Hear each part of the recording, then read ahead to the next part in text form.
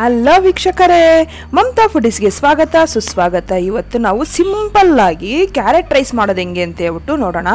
ಆದರೆ ಟೇಸ್ಟ್ ಮಾತ್ರ ತುಂಬ ಚೆನ್ನಾಗಿರುತ್ತೆ. ಇದು ಲಂಚ್ ಬಾಕ್ಸ್ಗಾಗಲಿ, ಆಫೀಸ್ಗೆ ಹೋಗೋವ್ರಿಗಾಗಲಿ, ಮಕ್ಕಳಿಗಾಗಲಿ ತುಂಬ ಚೆನ್ನಾಗಿರುತ್ತೆ. ಮತ್ತು ತುಂಬ ಹೆಲ್ತಿ ರೆಸಿಪಿ. ಇದು ತುಂಬ ಚೆನ್ನಾಗಿರುತ್ತೆ. ಅನ್ನ ಮಿಕ್ಕಿದ್ರೆ ಅನ್ನದ್ರಲ್ಲಾದರೂ ಮಾಡ್ಕೋಬೋದು. ಇದು ಅಷ್ಟು ಟೇಸ್ಟಿಯಾಗಿರುತ್ತೆ. ಬನ್ನಿ ಹೆಂಗೆ ಮಾಡೋದಂತ ಹೇಳ್ಬಿಟ್ಟು ನೋಡೋಣ. ಫಸ್ಟು ಒಂದು ಕಡಾಯಿ ತಗೊಂಡು ಅದಕ್ಕೆ 2 ಟೇಬಲ್ ಸ್ಪೂನ್ ಎಣ್ಣೆ ಹಾಕಿ ಅದಕ್ಕೆ 1 ಇಂಚು ಚಕ್ಕೆ ಹಾಕ್ತಾಯಿದ್ದೀನಿ, 4ರಿಂದ 5 ಲವಂಗ, 4 ಏಲಕ್ಕಿಕಾಯಿ, 2 ಬಿರಿಯಾನಿ ಎಲೆನ ನಾನು ಈ ಥರ ಸ್ವಲ್ಪ ಪೀಸ್ ಮಾಡಿಬಿಟ್ಟು ಹಾಕ್ತಾಯಿದ್ದೀನಿ.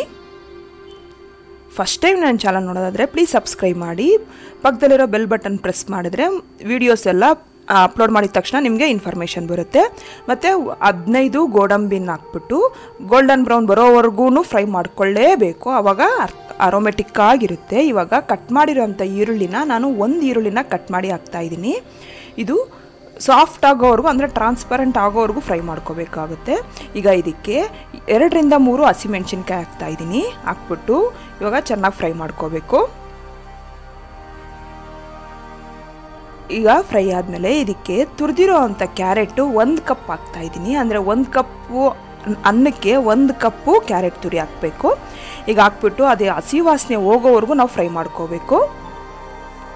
ಈಗ ಅದಕ್ಕೆ ಉಪ್ಪು ರುಚಿಗೆ ನೋಡ್ಕೊಂಡು ಹಾಕ್ಕೋಬೇಕು. ಇದಕ್ಕೆ ಸಾಂಬಾರು ಪುಡಿನ 1 ಟೇಬಲ್ ಸ್ಪೂನ್ ಹಾಕಬೇಕು. ಹೌದು, ಸಾಂಬಾರು ಪುಡಿ ಹಾಕೋದ್ರಿಂದ ಕ್ಯಾರೆಟ್ ರೈಸ್ ಟೇಸ್ಟು ತುಂಬ ಚೆನ್ನಾಗಿರುತ್ತೆ. ಇದು ಹಾಕ್ಬಿಟ್ಟು ಇವಾಗೆಲ್ಲ ಚೆನ್ನಾಗಿ ಮಿಕ್ಸ್ ಮಾಡ್ಕೋಬೇಕು. ಫ್ಲೇಮು ಇವಾಗ ಲೋ ಫ್ಲೇಮಲ್ಲಿ ಮಾಡ್ಕೋಬೇಕು. ಈಗ ಅನ್ನನ ಉದುದ್ರಾಗಿ ಮಾಡ್ಕೊಂಡಿರೋ ಅನ್ನನ ಉಪ್ಪು ಹಾಕ್ಬಿಟ್ಟು ಮಾಡಿದ್ದೀನಿ ನಾನು. ಅನ್ನನ 1 ಕಪ್ಪಷ್ಟು ಅನ್ನ ಹಾಕ್ಬಿಟ್ಟು ಇವಾಗ ಚೆನ್ನಾಗಿ ನೀಟಾಗಿ ನಿಧಾನಕ್ಕೆ ಮಿಕ್ಸ್ ಮಾಡ್ಕೋಬೇಕು. ಫ್ಲೇಮು ಲೋ ಅಲ್ಲೇ ಇರಬೇಕು, ಇಲ್ಲಾಂದರೆ ಕ್ಯಾರೆಟ್ದೆಲ್ಲ ತುಂಬ ಫ್ರೈ ಆಗೋಗ್ಬಿಡುತ್ತೆ. ಈಗ ಹಾಕ್ಬಿಟ್ಟು ಎಲ್ಲ ಚೆನ್ನಾಗಿ ಮಿಕ್ಸ್ ಮಾಡಾದಮೇಲೆ ಈಗ ಅದಕ್ಕೆ ತಿರುದಿರೋಂಥ ಕ್ಯಾರೆಟು ನಾನು 2 ಟೇಬಲ್ ಸ್ಪೂನ್ ಹಾಕ್ತಾಯಿದ್ದೀನಿ. ಕ್ಯಾರೆಟ್ ಅಲ್ಲ, ತೆಂಗಿನಕಾಯಿ ಹಾಕ್ಬಿಟ್ಟು ಅದಕ್ಕೆ 1 ಟೀ ಸ್ಪೂನು ನಿಂಬೆಹಣ್ಣು ಜ್ಯೂಸ್ ಹಾಕ್ತಾಯಿದ್ದೀನಿ. ಇದು ಹಾಕೋದ್ರಿಂದ ಟೇಸ್ಟು ಚೇಂಜ್ ಆಗೋಗ್ಬಿಡುತ್ತೆ, ಹಂಗೇನೆ ಹುಳಿಯಾಗಿ ಖಾರ ತುಂಬ ಚೆನ್ನಾಗಿರುತ್ತೆ. ಈಗ ಇದಕ್ಕೆ ಕಟ್ ಮಾಡಿದಂಥ ಕೊತ್ತಂಬರಿ ಸೊಪ್ಪು ಸ್ವಲ್ಪ ಹಾಕಿ ಎಲ್ಲ ಚೆನ್ನಾಗಿ ಮಿಕ್ಸ್ ಮಾಡಿದ್ರೆ ಆಯಿತು, ಅಷ್ಟೇ. ಈಗ ಸರ್ವಿಂಗ್ ಪ್ಲೇಟ್ಗೆ ಸರ್ವ್ ಮಾಡ್ಕೊತಾ ಇದ್ದೀನಿ. ನೀವು ಮನೇಲಿ ಟ್ರೈ ಮಾಡಿ, ತುಂಬ ಚೆನ್ನಾಗಿರುತ್ತೆ. ಇಷ್ಟ ಆದರೆ ಲೈಕ್ ಮಾಡಿ, ಶೇರ್ ಮಾಡಿ, ಹೆಂಗೆ ಬಂದಿದೆ ಅಂತ ಹೇಳ್ಬಿಟ್ಟು ಕಾಮೆಂಟ್ ಬಾಕ್ಸಲ್ಲಿ ಬರೆದು ತಿಳಿಸಿ. ನನ್ನ ಚಾನಲ್ಗೆ ಸಬ್ಸ್ಕ್ರೈಬ್ ಮಾಡೋದು ಮಾತ್ರ ಮರಿಬೇಡಿ. ನನ್ನ ವಿಡಿಯೋ ನೋಡಿದ್ದಕ್ಕಾಗಿ ಥ್ಯಾಂಕ್ ಯು.